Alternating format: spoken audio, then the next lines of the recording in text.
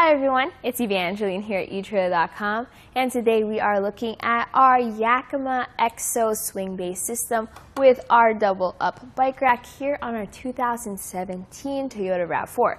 This is an awesome system that allows you to build up with different accessories.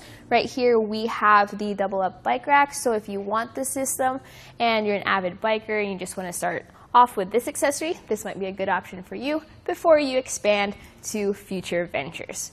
Now, one of the features is that it can swing away, while other bike racks can tilt down.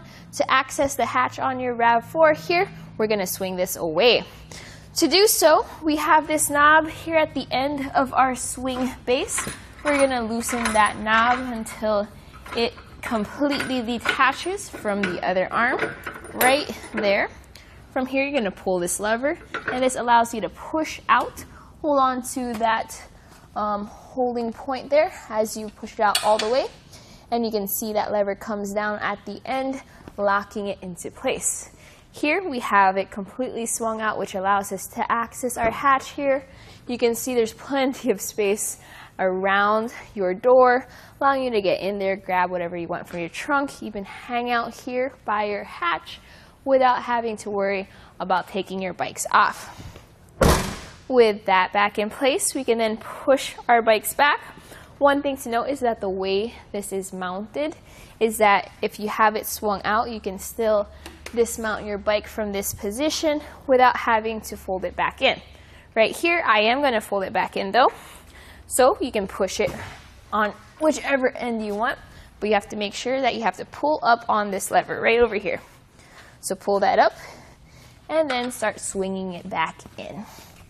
Right there until that lever catches on and secures it in place. From here, you're going to use that knob again to secure your entire wing base system, just so that it is tight enough to drive around. All right, so with that knob tightened down, let's take a look at the bike rack itself. This bike rack has a weight capacity of 50 pounds per bike. Also, it has a wheel mount here in the front that allows you to carry bikes like what we have here is a carbon frame bike, and it secures it by the wheel. That way I don't damage my frame or warp it with a frame mount. So if you also have an alternate frame bike like a kid's bike, a woman's bike, or a step-through bike, this is a nice feature. So if you want to take the bike off, you start with this wheel strap here in the back. So you press that lever, and then you pull this wheel strap out. Then you come here to the front. One thing to note is because it is designed that way, your lever is here, kind of behind the bike. So make sure to support the bike while you press that button. That releases this front mount that drops down. And from here, it's just a slight lift up, and you are ready to go on a bike ride. Now with the bike out of the way, let's take a look at our cradles here. We have this really long wheel strap. This is to accommodate your fat tires. This comes down and ratchets to secure that wheel. You also have this rotating cradle that accommodates different wheelbases. Up here in the front, we have this front wheel hoop. Note that you can carry your fat tire bikes as long as they are no wider than 4.8 inches wide.